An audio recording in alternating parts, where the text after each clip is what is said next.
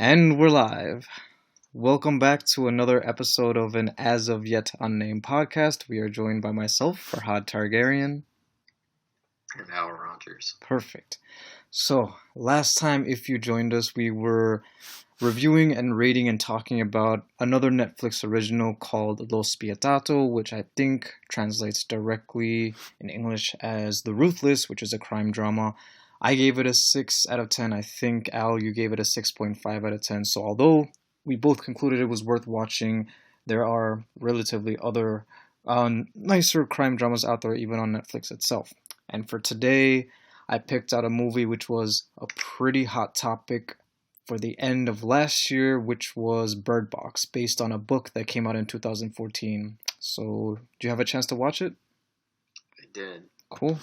So, we were just talking about it a few minutes ago, actually, and your initial thoughts were it was an interesting choice, but there were, by the end of the movie, a lot of unanswered questions. So, before we get into that, we should just say, like we've learned from our previous episodes, spoiler warning for anybody who has not yet seen Bird Box on Netflix. Pause this episode, go watch it, and come back to hear our thoughts on it.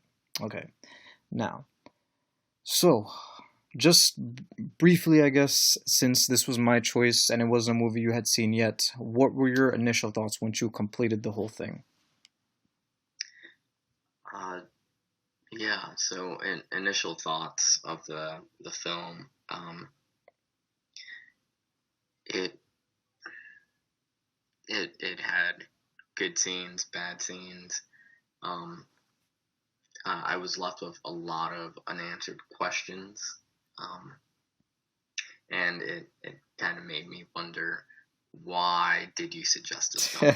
Did you suggest it just because it was greatly debated towards the end of 2018? Was it because there was a lot of buzz? What stood out to this film? And if you will, just tell me a little bit about your recommendation. So I watched it myself because of all the hype that was behind it. That's what made me want to go see it. But I actually liked it. A lot of people had mixed opinions and reactions to it.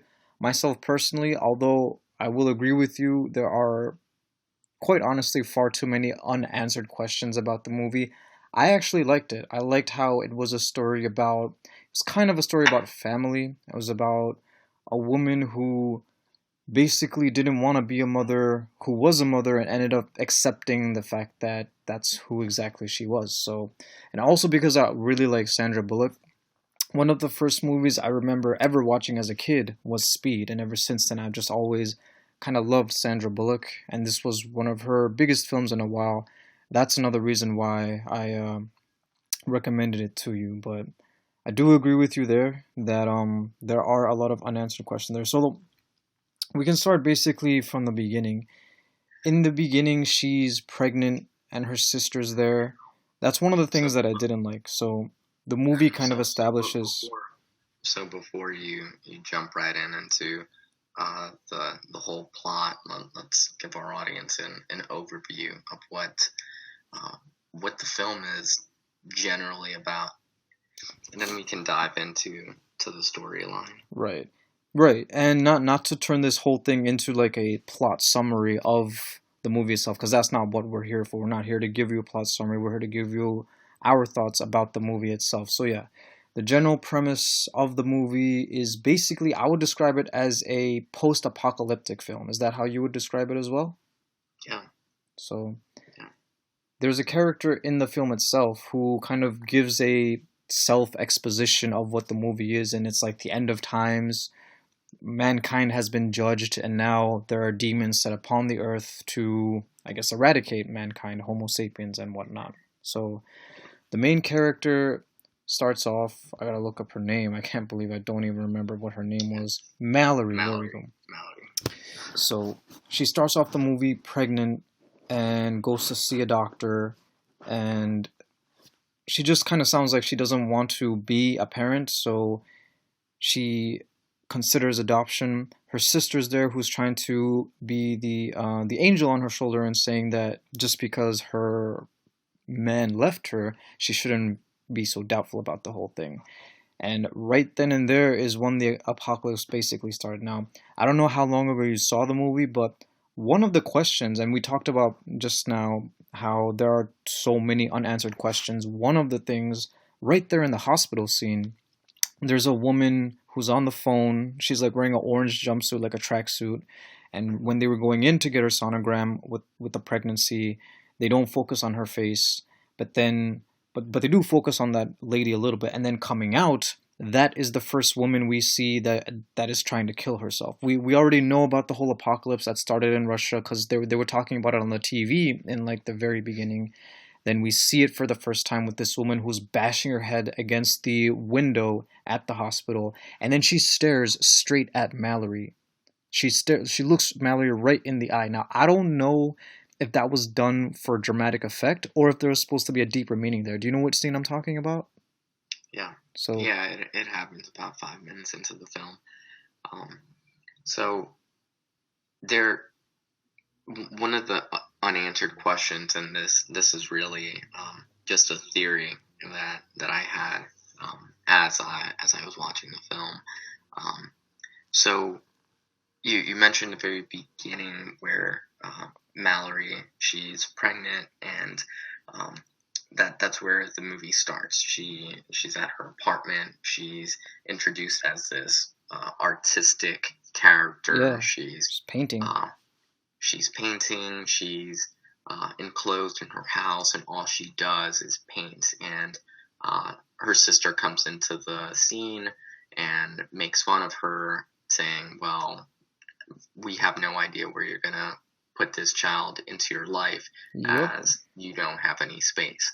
Um, but she's painting an interesting picture of all of these characters and it almost looks like um, the Last Supper painting, Oh, except the characters are all focused in on this white ghostly figure. And so this ghostly figure, um, I mean, that one scene isn't discussed throughout the film, throughout the rest of the plot. Nobody focuses on that. Um, but I think that Mallory's character, and this is not said in the film at all, has a very different perspective on things in life. And she throughout the film, she stands out as this oddball character. So later in the film, she finally gives birth to her child, and she adopts this other character under her wing. So she's essentially protecting two children, but she refuses to name them. So she calls the little girl girl. She girl, calls the little boy boy. boy. She's very distant, and she tries to protect herself from getting involved with any of the other characters, to as much as she possibly can. And it brings back to my mind the very first picture that she painted Hmm. of all these characters being around this one isolated being, who's there but is not really there. And that also brings to mind the very monsters of the film. They're never shown, although they're drawn. Yeah. They're there, but they're not really there. Yeah. Huh. So Interesting. Yeah. So when I've like first saw the movie a few times and I was just going through this craze of it and I'm going down the worm of YouTube, the wormhole of YouTube just to have all these breakdown videos. There were breakdown videos that did talk about that painting in the beginning and how that would symbolize her role in and her character arc throughout the film, but never the way you described it, which is interesting about how she's there, she's physically there, but she's not all there because of how antisocial she is, along with the monsters themselves. So, yeah, that's an interesting perspective of the painting. So it kind of, yeah, it kind of does it hint at what the entire movie is for her, for Mallory. Now, speaking of the beginning of the film, One of the things, honestly, that I didn't like, the sister character gets killed off right in the beginning. I don't remember what her name was. Jessica, I think her name was. So Yeah. I like that actress, Sarah Paulson. She's a pretty good actress, and I thought she would have a bigger role to play. But she is the first person that Mallory witnesses fully killing herself. Now, and just like that other woman in the hospital, they don't really establish how much of a brain people still have once they have gone like 100% suicidal, because Jessica, like once she crashed the car, Mallory got out of the car, Jessica got out of the car, then she stepped in front of a truck to kill herself. But she looked Mallory in the eye, almost as if part of her senses were still there, like she knew full well what she was about to do before she went ahead and killed herself. But that was one of the things I kind of didn't like, that this character who I thought was going to be significant was not really significant anymore. You know what I mean? That's just me though with her. Mm. So the the sister character, Yeah. after um, yeah, she got erased from the movie Yeah. rather quickly. Um, what were your thoughts on some of the characters that were chosen to play their roles in the film, other Well, than Sarah? so that's the thing. I mean, like we start to meet some interesting characters in the house, but the movie from that point forward starts to establish some inconsistencies, or again some more unanswered questions, because from that point forward Mallory starts to run towards the house, and just like a movie we reviewed a few weeks ago, this is another movie that goes back and forth in time. Like, there's two different timelines for this movie, and the two timelines converge eventually when we get to the middle of the movie. But as Mallory starts to approach the house, which is basically the setting for the first half of the storyline of the movie, she runs into the wife of one of the important characters in the house, Douglas, which is played by John Malkovich. Yeah, And that was a very intense scene. yeah, So what what happens in this scene?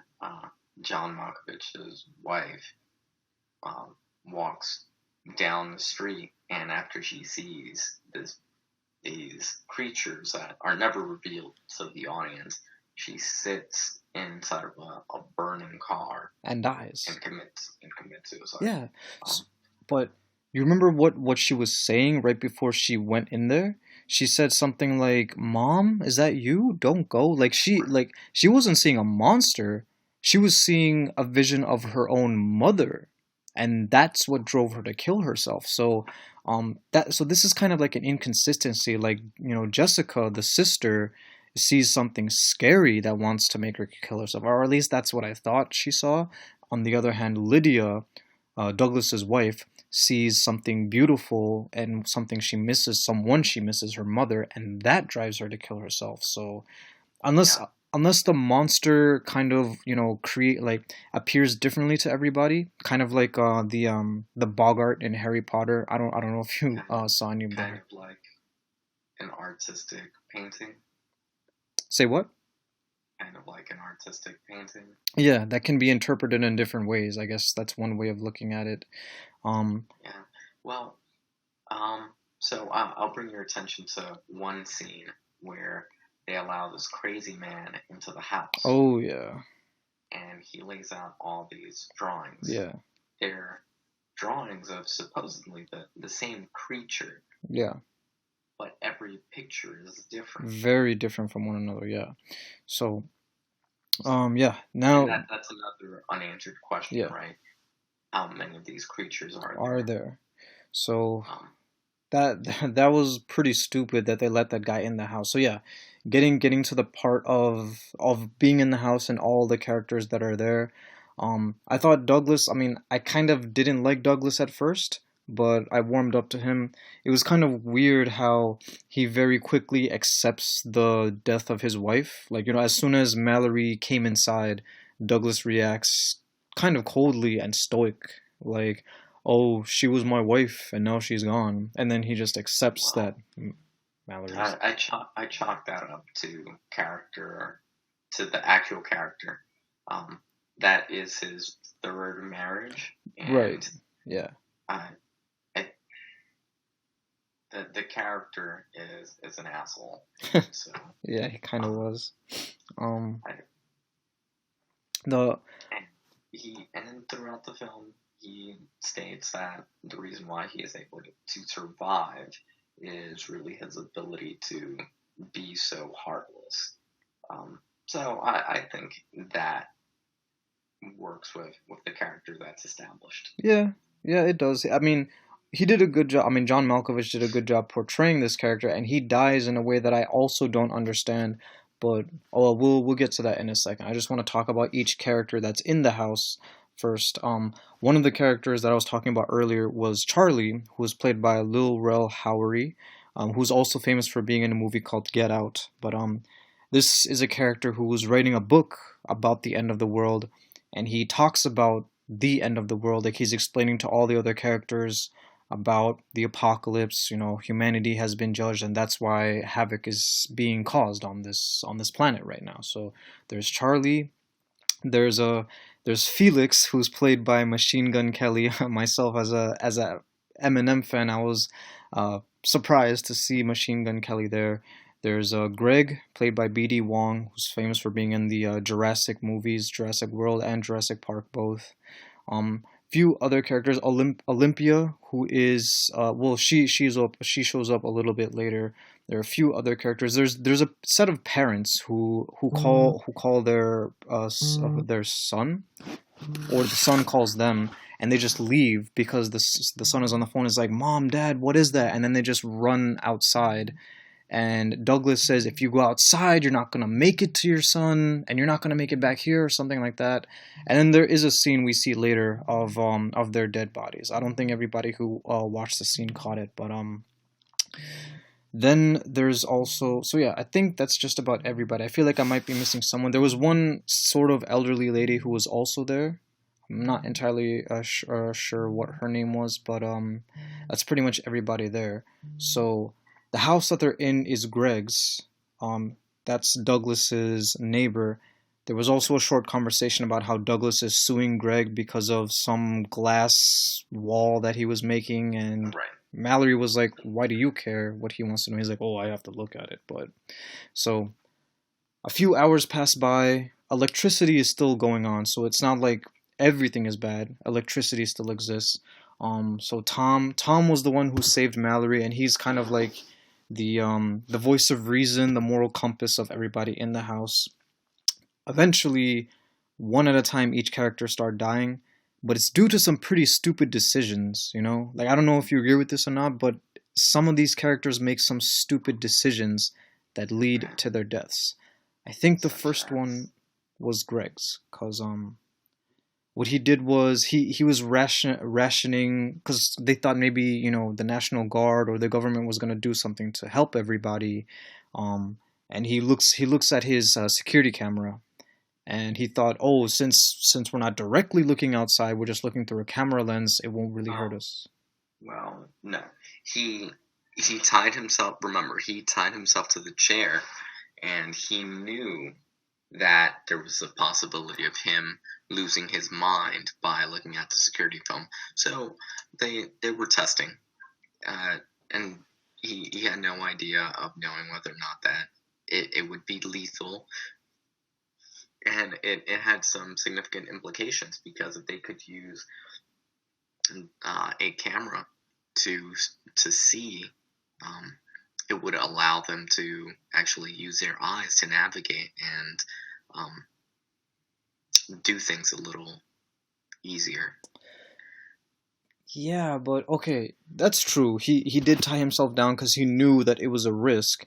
But with that being the case, why couldn't someone else also be in the Why room with him to like, why did everybody leave the room? yeah, Yeah, that part wasn't very smart. yeah, okay. But So that was the first death in the house, and I don't know what they do with the body. I guess they go outside with blindfolds and bury him or something. Obviously, they couldn't leave him in the house, but he was the owner of that house, and he was the first one to go. And then eventually, they all talk about how they're gonna run out of food eventually. So they do a supply run and they go to the supermarket, and that's successful because they just use the GPS.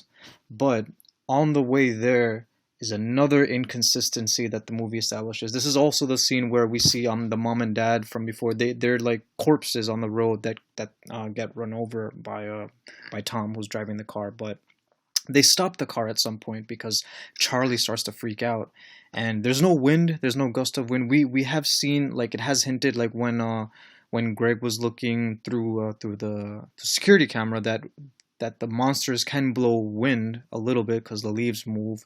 But then when they're driving to the supermarket, the car starts to move. So these monsters are able to physically kind of do shit a little bit. I mean, that's a bit of an Okay, inconsistency too.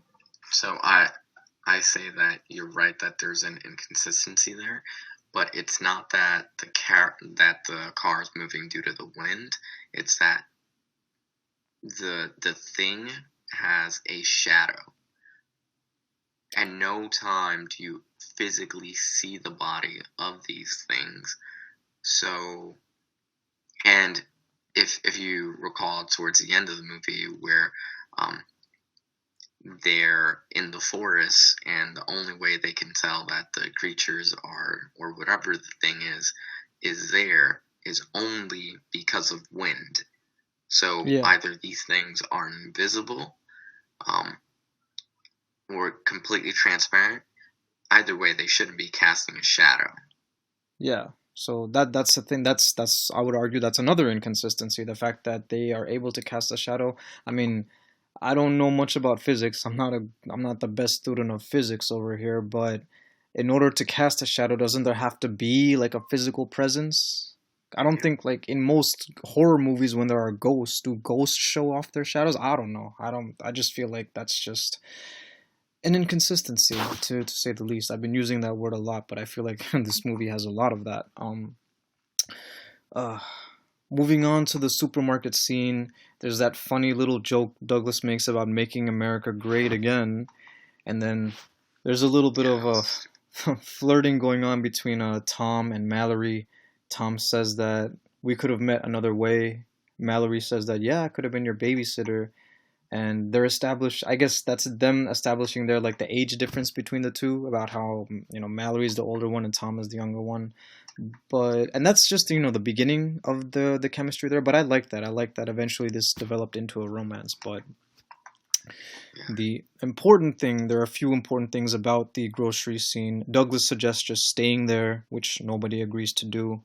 I mean, I don't understand how they would do that. Is there a toilet there, a shower there? How could you just live at the supermarket? Just because there's food there doesn't mean you can stay there forever. But that's where they find the birds, like the birds that the movie is named after, the bird Right. box. Bird box. Then there's also the fish hands guy, who's the guy who works at the supermarket, but is the first quote unquote crazy person that they run into, and um, Charlie recognizes his voice because he also worked at that supermarket, and for some reason this dude is locked, like, outside, I guess, in the docking area, and as they try to open the door to let him in, he tries to push through, and Charlie decides to sacrifice himself by pushing him, and then one of them kills the other. So this is another thing that I don't really understand. So these crazy people, the people who are immune to the monsters, right?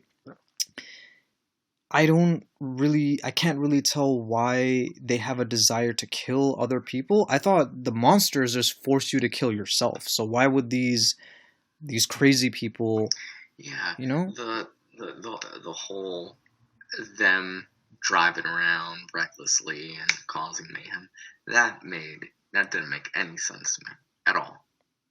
You mean for the second storyline, right? When we're seeing where when Mallory's on her way to the safe haven, the sanctuary. That's you mean there?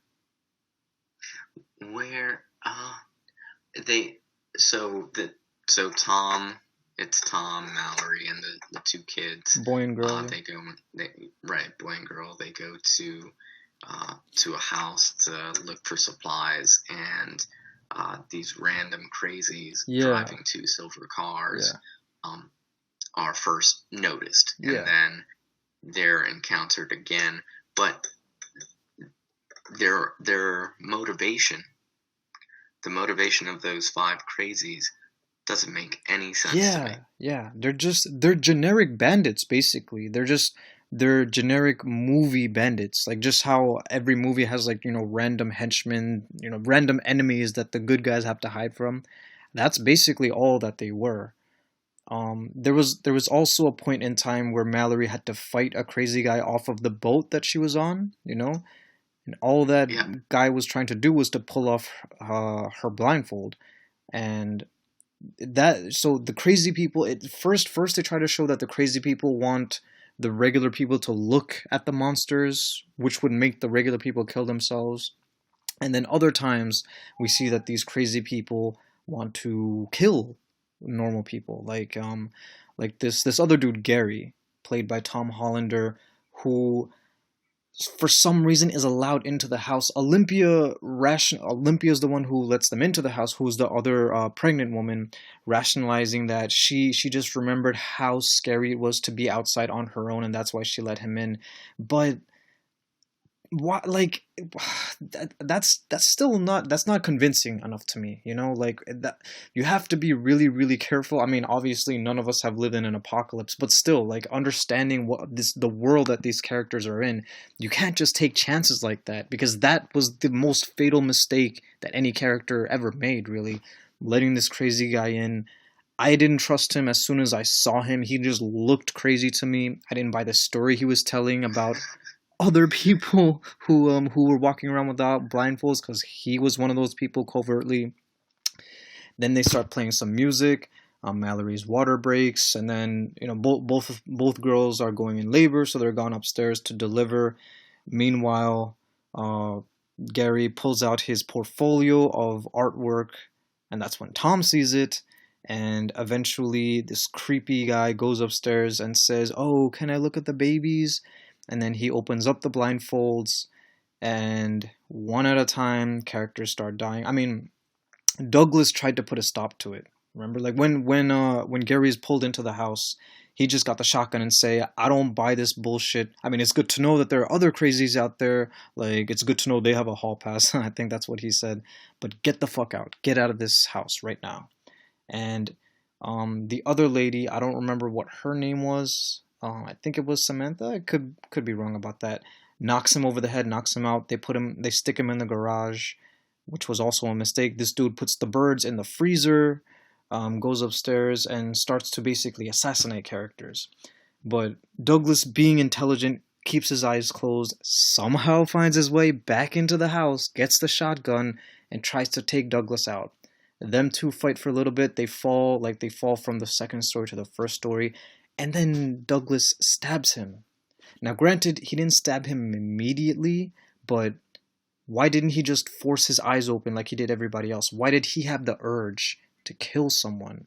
I thought that was the monster's well, job, you know? he's crazy. He was crazy. So that chalked that up to the character. Yeah, I mean, but he didn't, that character, Gary, he didn't single-handedly or first-handedly kill anybody else. All he did was force everybody to look at the monster. Douglas is the only person he personally killed. He probably also tried to kill Tom, but Tom got there first. But um, to me, that's just another consistency I would add to the list that this movie has. But um, at this point in time in the story is when the two storylines almost converge, because we see how Tom and Mallory are alone, and I kind of liked it. Honestly, I liked the chemistry that Tom and Mallory had. I thought that they made a good couple, and I'm also kind of a sucker for the older woman, younger guy trope. That's just me personally, but they basically become the foster parents of boy and girl. Now, remember how we said in the beginning how Mallory kind of wants to resign from the role and identity of mother, and that's why she doesn't name the children. But Tom could have done that. Tom was with the kids since they were infants. Why didn't Tom give the boy and girl names? Couldn't he have done that too? Yeah, yeah, he could have, but that whole thing was just it's strange, but I understand the perspective. Well, Again, this just speaks to Mallory's um, very protective character, and that she didn't want to become too attached to either child by naming them, because she was very much in survival mode. yeah. This whole film was very strongly based on survival, and Mallory's character had a very strong instinct to survive. Um, did you notice any connections between this film and The Last of Us? I did. Yeah, I did. And people were also comparing it to another movie, which is similar. I don't remember the name of the movie because I didn't see it, but it's about a monster who is about hearing, like a monster that can hear you, you can't hear them. I don't know what the movie people were comparing it to, but people were saying that this movie Bird Box ripped that movie off. But Bird Box was based on a book that came out in 2014, so it was definitely not a rip off of that. But yeah, it did also kind of remind me of The Last of Us because Joel in that movie at first was annoyed of having to do a delivery mission or whatever of this little girl he didn't want to take the responsibility of. But as time went on, he basically became the adoptive father. So yeah, it definitely did remind me of The Last of Us.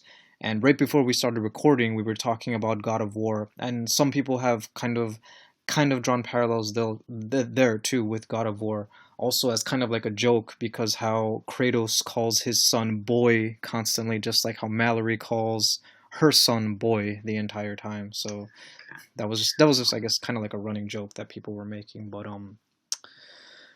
But yeah, so they I haven't played through God of War just yet, so can't really make that connection. But the I was able to make the connection with Last of Us, and that again, when it comes to survival, you have to be willing to do whatever it takes yeah. to survive. Which is yeah, and that's something that Mallory does. They had an argument about it, about like Tom and Mallory had an argument. Tom was saying like you didn't even name them. You didn't even like, you just call them boy and girl. You didn't even name them names. Life is more than just about what is. It's about what could be. And then she basically declares how she's all about survival. She's like every single decision I've ever made was about them two. Every single one. So, and I get that, and this also goes back to how in the beginning of the movie she was considering not being a parent at all. Like she was considering, adoption before the apocalypse even happened. So that was way in the beginning. So I guess that also kind of plays towards this. Not when I say strength of the character, I don't mean like her strong, just her personality in terms of the responsibility she has to take of being a parent. But this this at this point is almost where the two storylines converge, like her being on the river because they get this guy on the radio who talks about a sanctuary, and they're not entirely sure if they can trust this person, but it's all that they have. And then the bandits show up, the crazy bandits who they just can't escape from anymore, and Tom sacrifices himself. He fights them, and he doesn't lose his sanity right away. Like he gets shot. He gets shot in the when Mallory is trying to escape, and one of the other bandits spots them. He shoots one of them, and then one of them shoots him in the foot, and then he tries to hide a little bit, and then he's just like fuck it, takes his blindfolds off, and then proceeds to kill off the rest of them. He survives long enough to. It looks like he's trying to fight it too, because his eyes change, as he's about to shoot the last bandit, and then he kills himself. And Mallory stops because like she just has that intuition that Tom is dead. She goes back to the house, waits, he doesn't come back, and then they make their trip down the river. Now, here's another whole thing, and I was down the wormhole of YouTube when people were talking about this. There was a certain point where the guy on the radio said, "You will have to look, because when the river becomes, really rapid, one person has to look, and the thing, that whole thing is, once you look, you become crazy, right? So one YouTube comment I read at some point said, why didn't she just pull up the boat on the side of the river when it became fast and just walk down? Now, the easy thing to argue against that is it's just not safe. But how do you think? Like, what do you think of that? Would that have been like sufficient? Because otherwise, it's kind of unrealistic how she's able to just survive all the way down. Because it seems pretty cold. You know what I mean?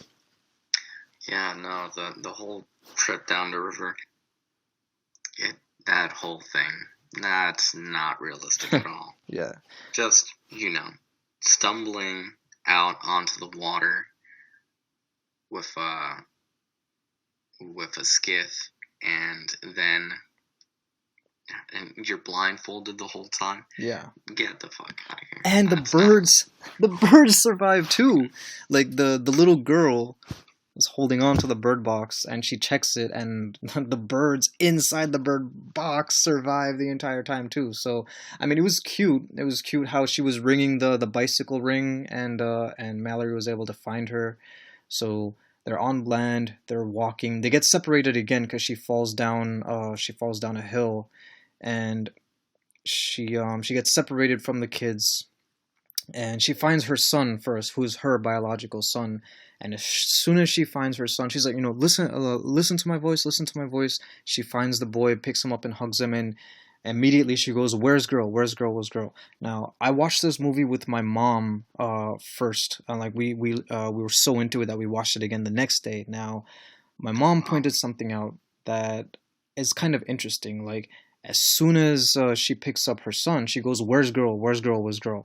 It's almost as if she was always more concerned about the girl than the boy. Because remember, the girl is Olympia's daughter, who Mallory promised to take care of if anything were to happen to her. And when they were on the river, and Mallory was saying, one of you will have to look. And first, I think the boy said that he would look, and Mallory was like, no, I will decide who will look. And then the girl was like, okay, I'll look. And then she just decides no one looks, which I didn't see that coming. I was not expecting her to say that, but um, they make it. They survive somehow with one last boss fight with Tom's voice, which Mallory has to try to not psych herself out of. Part of me was thinking that a huge twist was going to be Mallory was going to take off the blindfolds and she would not go crazy, which would reveal. See, so so yeah, that doesn't happen. However, let me say this, that I've got a theory that Mallory is unaffected by these creatures. So if you look at the couple of scenes here, if you look at the scene where they're at the hospital, right? Yeah. As the lady's banging her head on the glass and she's bleeding, and she looks at Mallory Yeah. directly in the eye.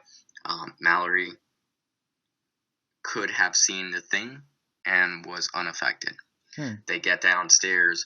Her and her sister are driving the car, and Mallory's looking straight out the window as they're talking, and whatever is down the road, Mallory's unaffected, looks at her sister's affected. Yeah. So that there are at least two instances there. The car wrecks, flips over, Mallory comes out. Her sister's still staring at the thing. Mallory would have seen the thing. She doesn't. She goes up into the house and she stays out there. So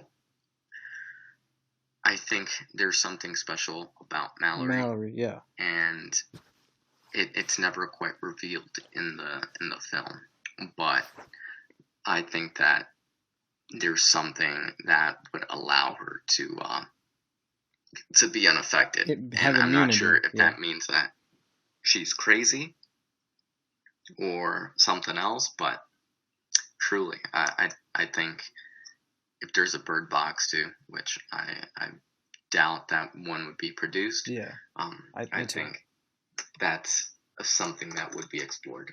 Yeah, I think that's a fair way to interpret it. I don't think that, yeah, I think that's open to interpretation, and it's an interesting theory, but I don't think they're going to delve too deep into that. That's just for people to think, and I think the rationale you make for it also does make sense. But that that Mallory is immune to it one way or another, whether she's crazy or there's just something about her. Um, but yeah, it ends pretty happy. I mean, the movie has a pretty happy ending. Another thing people were saying is why is there a community for blind people right in the middle of the forest? That's another thing that people were saying. But I don't know if you read about the book ending, but the book ending is way darker. That sanctuary is full of Okay, people. whoa, whoa, whoa. I did not agree for you to spoil the book All for right, me. fine. I will. Um, I won't spoil. so Yeah. I think if anything, if if there if the book on this movie dives in deeper and goes into further content, then I'm genuinely interested. I think the film was interesting enough, or the premise of the film was interesting enough to warrant reading the book. Okay. So I'd like to do that. Okay, all right, cool. Yeah, I'm good to hear that. I'm glad that this movie has inspired you to delve deeper and check the book out. That's cool. But it also ends with them showing that the doctor from the very beginning survived to the very end. Some people thought Yeah, that which was, made me wonder how. yeah, How did that happen? that was, yeah. They didn't How did she even get out there? they definitely didn't need to do that, but I guess they just wanted her to do that just to, I guess, have someone ask Mallory, "What's the name of your son and daughter, boy, girl?" "Oh no, your name is Tom and your name is Olympia." Oh, So you think it was just served as a plot device? maybe, I mean, I'm not entirely sure what else it could have possibly been. One tiny little nitpick that I do have about this doctor character is that she did and I guess it's kind of hard to tell. It's like she did like an accent. She didn't need to do an accent. She could have just done her natural accent. I don't know if that was the directorial choice or if that was the actress's choice. That's just a tiny little nitpick of mine. But she releases the birds from the box into, into the safe haven with all the other birds that are there. Um, and that's pretty much it. The movie ends with a happy ending. I'm guessing these people have periodic runs, or maybe they had a farm. We didn't see the full extent of the blind community, the blind sanctuary, but I'm guessing that was it, and the movie just ends with a happy ending. And honestly, I kind of liked that. So we are nearing the end of the this episode. So I will say that although this movie has is full of inconsistencies, full of stupid, dumbass character decisions and choices, I still enjoyed it. I still think that it's a good movie and definitely worth watching. So for Oh, going, you watched it twice. I did, and I would watch it again if I ever were in the mood to watch it, or if somebody who hasn't seen it wants to watch it, and I would watch it with them definitely, because I think this movie is, yeah, I like it. Think it's a good movie. So I'll go ahead and give you my rating for this. Yeah, I what you give it got? a 7 out of 10. What would you say? I'm gonna agree with you on this one. I think Ooh, a 7 out of 10 is fair. Um, nice. Cool. This marks yeah, the I first think a seven time. out of ten for this film.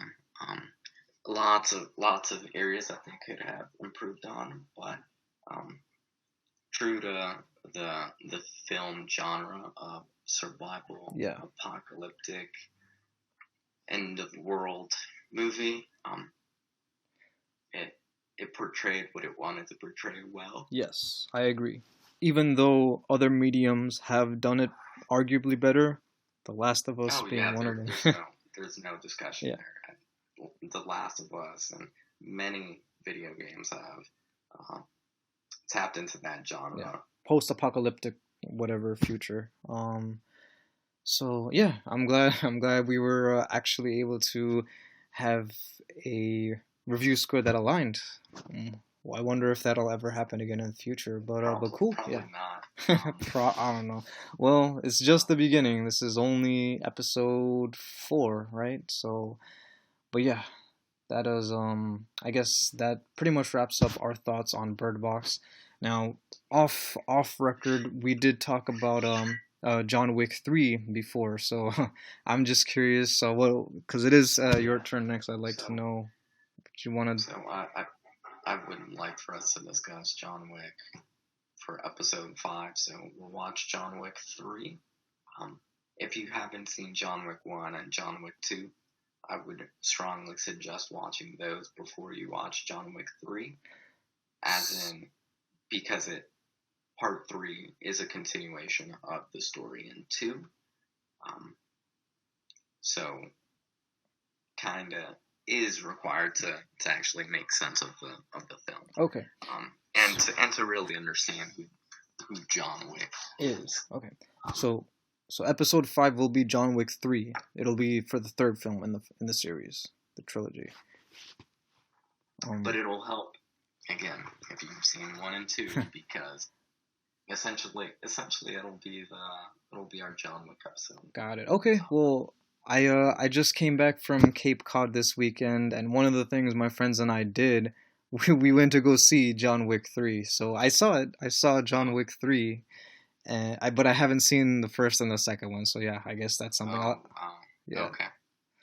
So in that case, so your movie homework for Sunday is to watch John Wick 1 and 2. And 1 and 2, got it. Yeah. If I have time to squeeze it in, I will. But I also want to just read about the third one too, because the third one is a movie to talk about in and of itself. You know what I mean? Yeah, you had some interesting things to say about it too when we talked about briefly when you came back from seeing it, because you told me that you're a pretty diehard John Wick fan in general. But, yeah, I really do enjoy the John Wick films. So cool. All right. So three is a different matter. Interesting. All right. So well, it's worth dedicating an episode. Episode 2. All right. So yeah, that'll be content we will save for next time. But yeah, that about does it for episode 4 of this as of yet unnamed podcast. Thank you all for listening. Those who have listened. This is Faerhad Targaryen and Al Rogers. Okay. Thank you again, all y'all. Appreciate it for listening to us. And other than that, y'all have a great rest of your night. Take care. We're out. Done. Bye. Peace.